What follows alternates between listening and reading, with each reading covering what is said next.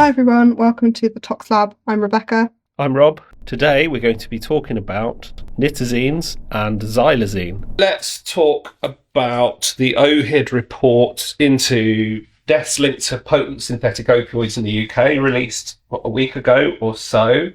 Rebecca, do you want to remind our viewers, listeners, about synthetic opioids? Okay, so the Office of Health Improvement and Disparity is a relatively new organisation or part of what was Public Health England, have been looking into recent trends in the UK, looking at novel opioids and their emergence. And they've done a report this week or last week in which they have published a year's worth of novel opioid figures across the UK. So, Rebecca, why don't you tell us a bit about novel opioids and their relevance to the UK? So, novel opioids are a common and emerging problem. Nitazenes, which are a class of non-synthetic opioids that have made an appearance in the heroin in the last couple of years. Its purity's gone down. Nitazenes are novel opioid drugs, first synthesised in the 1950s as alternatives to existing painkilling compounds. They were synthesised, they were tested, they were found to have quite significant adverse effects and offer no clinical benefit over existing opioids, and therefore their research was discontinued. In more recent years, 2019 onwards, these compounds have been emerging in drug markets initially as kind of research chemicals sold in sort of very niche quantities to individuals that like to try niche compounds, but more recently they've been emerging in more traditional drug markets, so being mixed into heroin or being found in benzodiazepine tablets or tablets marketed as benzodiazepines. So this report from OHID covers the period from the 1st of June 2023 to the 31st of May 2024, and they're stating that there were 179 confirmed deaths involving nitazenes in the UK. What do you think? So we haven't got drug-related death statistics for 2023 yet, but I think the last published one we've got, the number was at about 5,000 cases for England and Wales. What's that, 3.5% of what was the previous around that total? So quite significant. They do address in this report that it's not necessarily complete data, so it probably is an underestimate. Well, it's definitely an underestimate. That's confident. They're definitely missing some. Yeah, considering the North East has 3 deaths.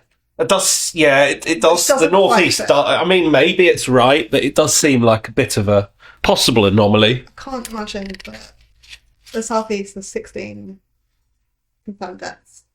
And the North East, yeah. Well, I mean, in fact, we don't really have any big cities, do we? We don't have Newcastle, for example. So fair point.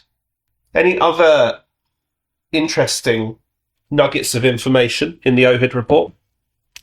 It's quite interesting they split the nitazene detections into the type of nitazene they're seeing, protonitazene being the most prevalent with 73 deaths involving protonitazene, followed by N-acetyl isotonitazene and methanitazene, which kind of fits what we've been seeing in our work.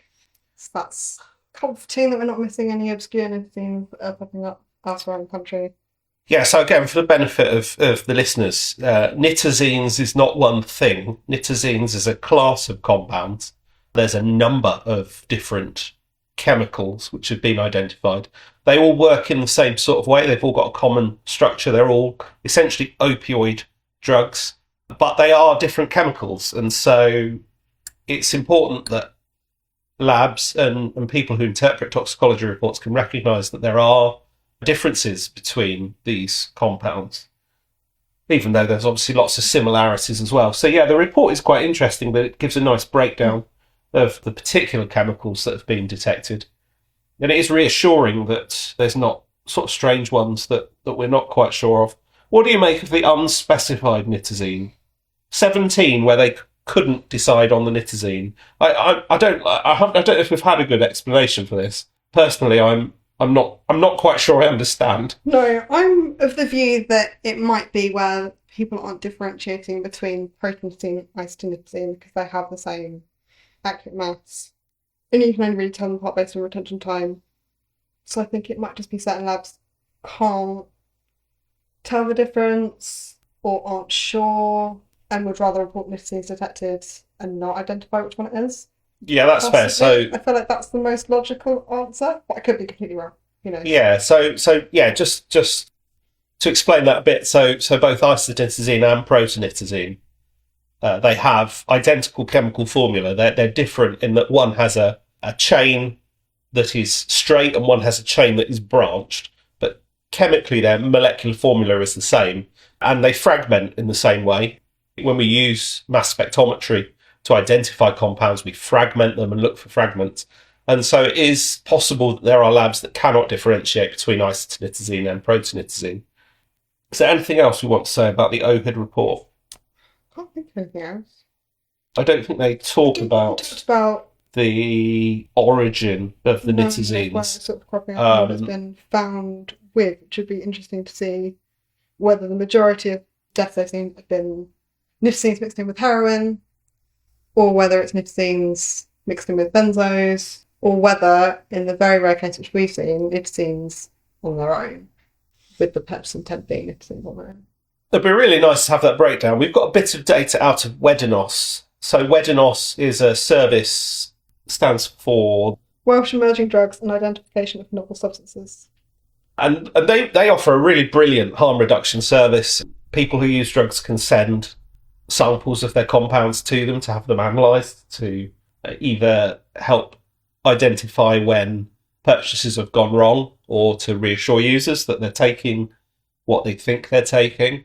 And they've got some really interesting data about where nitazenes are emerging. We're certainly seeing a lot of nitazenes mixed into benzodiazepines published on their website. There is possibly a little bit of bias here because perhaps users who use benzos are more likely to send a pill to WEDINOS than heroin users who maybe don't want to part with their powders, but it still provides a really interesting portal into what people are seeing, particularly with regards to these benzos. I mean, we're seeing foiled blister-packed fake benzodiazepines that look like the real thing, and yet testing is identifying nitazenes, which is really, really worrying.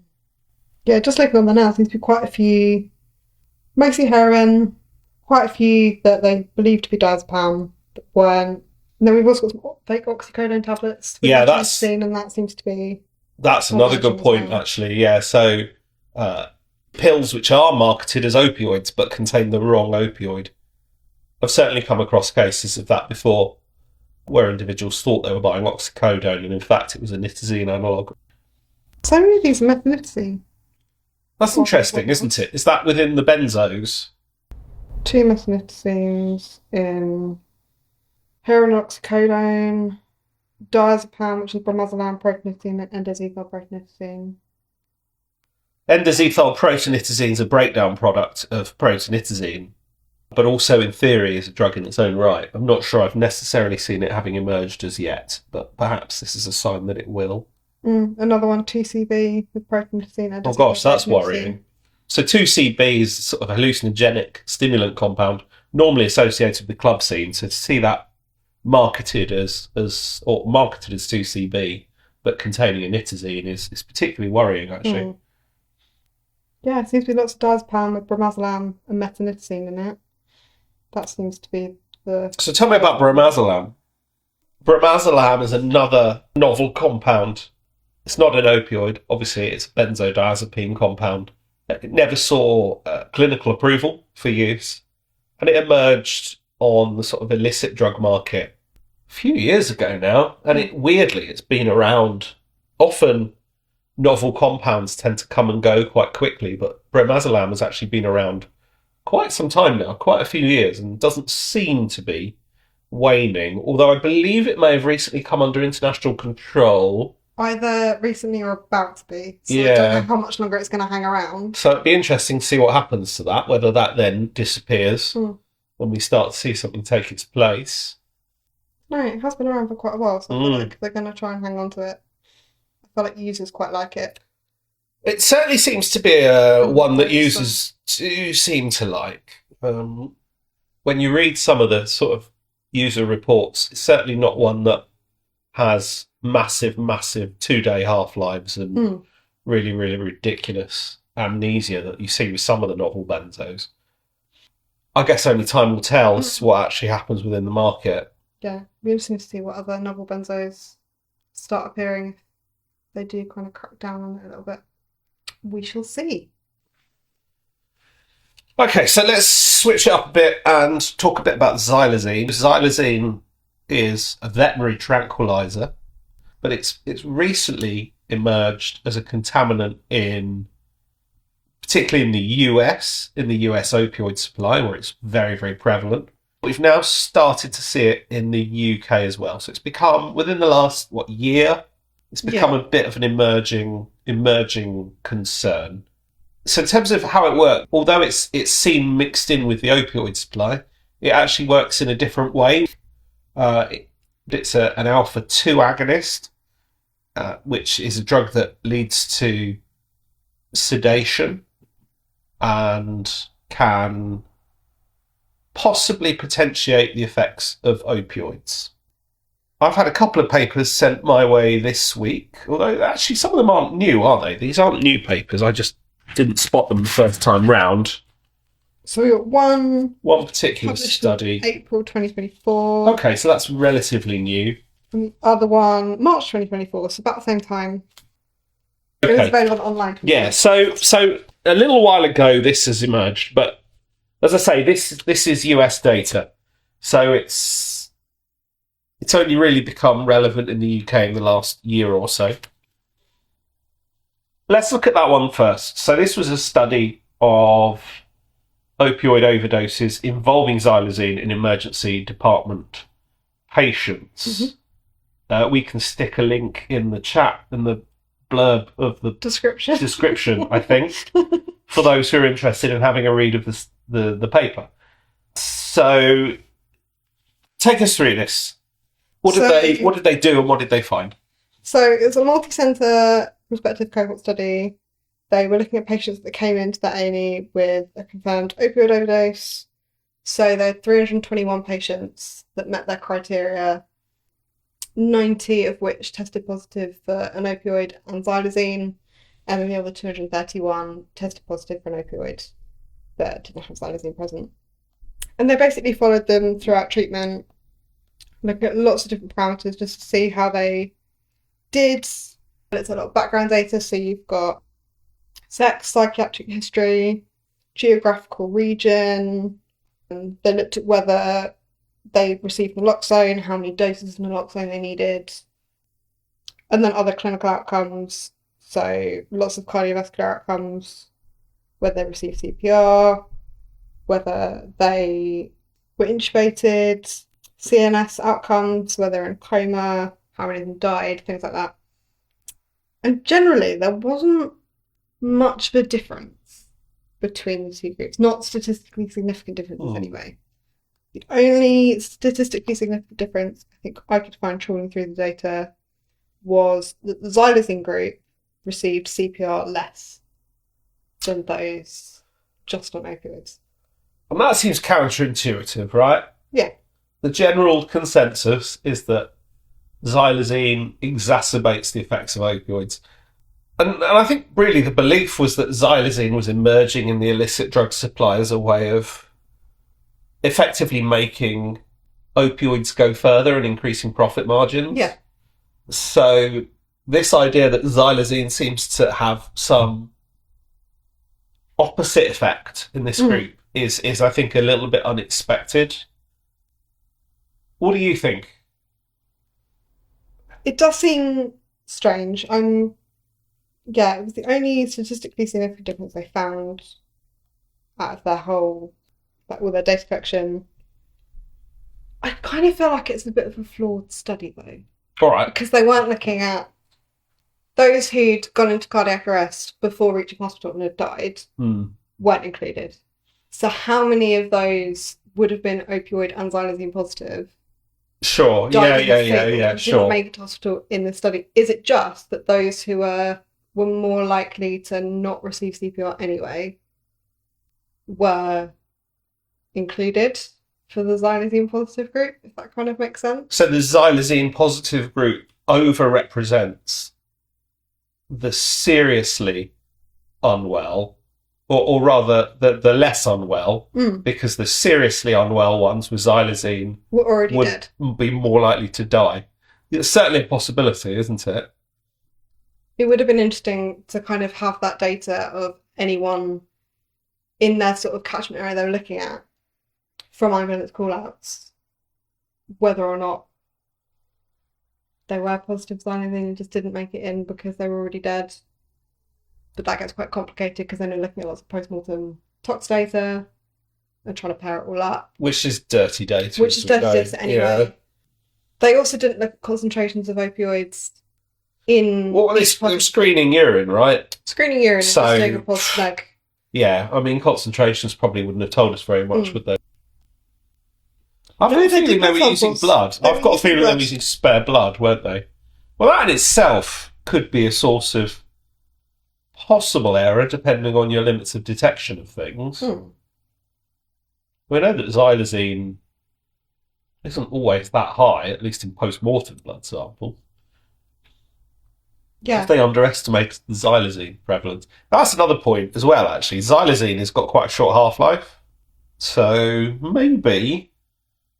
But it would have been interesting. They do acknowledge this in the study, to be fair, that they didn't quantitate the level of like the opioid they were looking at in each of the cases. So have they got more opioids?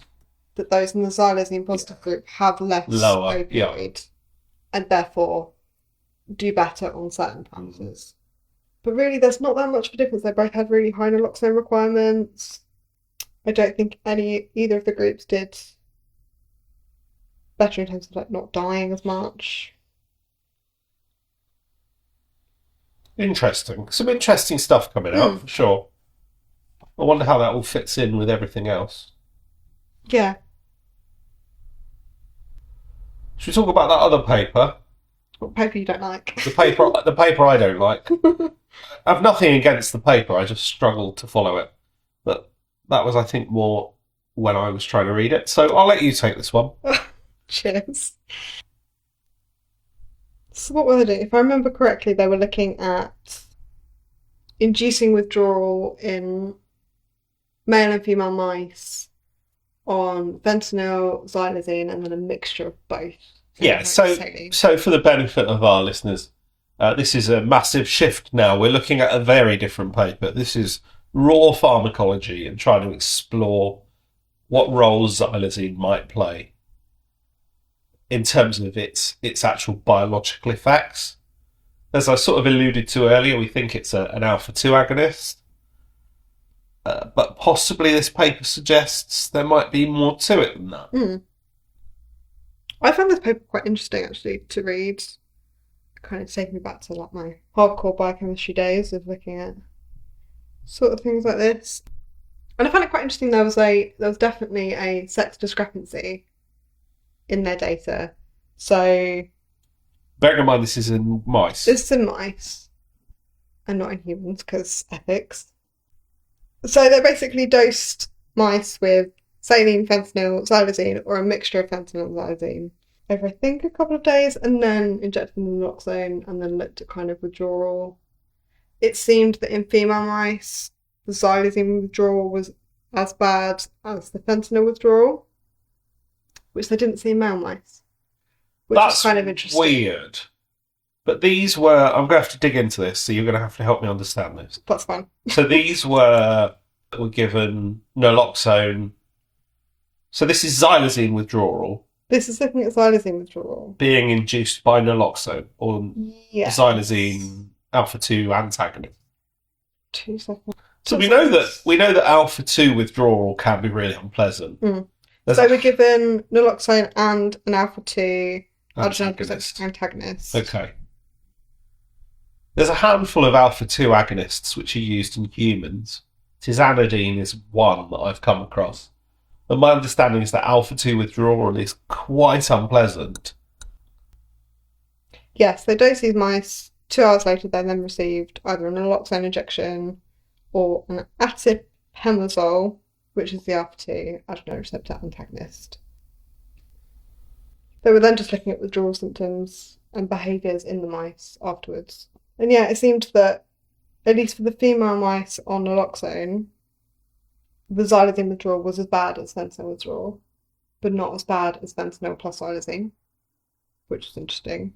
Whereas the male mice, when they induced withdrawal with naloxone, their fentanyl plus xylazine was as bad as fentanyl withdrawal, but the xylazine alone withdrawal wasn't as bad. That's interesting. I don't know what explains the sex discrepancy. Did the authors try and explain it? Or did they just say, this is weird? I mean, credit to them if they said this is weird. I think they might have just acknowledged that it was a thing, but couldn't come up with a reason as to why. It's a very interesting paper. I think it shows us that we don't necessarily quite understand how xylazine acts, and therefore it's quite hard to predict its significance of its emergence in the opioid supply. To say it is emerging, it's been prevalent in the US for a couple of years, 2 or 3 years now, but it started to emerge in the UK in the last year or so. Yeah. This paper was also quite interesting because they looked at they did some radioligand binding assays to look at sort of what receptors xylazine acts on, and in addition to the alpha-2 adrenergic receptor, which we already know about, kappa opioid receptor was one they saw. Oh, okay, that's interesting. Which is quite interesting, as well as 5-HT2, which is a serotonin receptor, and sigma 1 and sigma 2 receptor. So what tissues express 5-HT2? That's my next question. For the benefit of our listeners, I'm going down a little bit of a rabbit hole.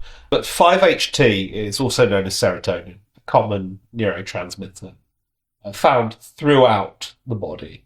There are various subclasses of 5-HT receptors that are expressed in various different tissues. So you get different effects of compounds that bind to different 5-HT subtypes, preferentially. And so hence why I'm curious as to what tissues express 5-HT2. 5-HT2? I've got written down 5-HT2. I've just got 5-HT2 written down. Hang on. 5-HT2 receptors is what a lot of the psychedelics bind to. So that's interesting in itself. As far as I'm aware, xylazine isn't reported to have psychedelic effects. No, it's not 5-HT2, it's 5-HT7. 5-HT7? I can't read my own handwriting. Oh, that makes more sense. I don't know about 5-HT7. I'm not going to lie. This is new. This is new to me. What tissues express 5-HT7? That's a Google that. Let's Google it. Brain, GI tract, various blood vessels is what Wikipedia is saying. Blood vessels. Involved in thermoregulation, circadian rhythm, learning, memory, and sleep. I don't know if this helps us or not. I don't think it'll help. One of the side effects, reported side effects of people injecting peripherally xylazine is skin lesions, believed to be due to vasoconstriction. They could be really, really horrific. I've seen pictures. Oh, yeah, grim. Absolutely Please don't Google it. No. That's a warning. I had always put that down to alpha-2 agonism at the vascular level, but again, I'm not 100% sure on that. I don't know either. You had another question about binding affinities, didn't you? I had a question about binding affinities, and then I was going to invite you to explain about what the mu kappa receptor was and how that differs from our mu opioid receptor, which we're much more familiar with.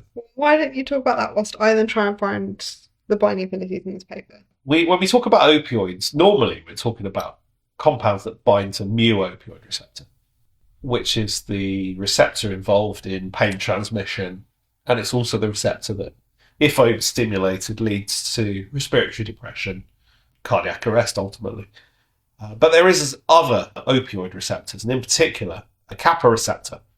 And this seems to play a role more in GI tract motility, but also possibly may have some maybe complementary effects on the mu opioid receptor. Any further thoughts on this paper or xylazine in general?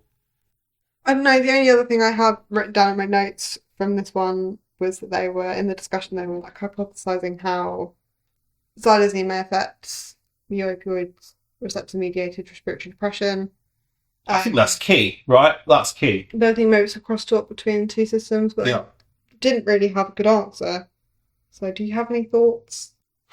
No, only that I think we need to think about this some more, right? Yeah. My interpretation of xylazine being present with opioids is that it made things worse. In very, very basic terms, xylazine made things worse.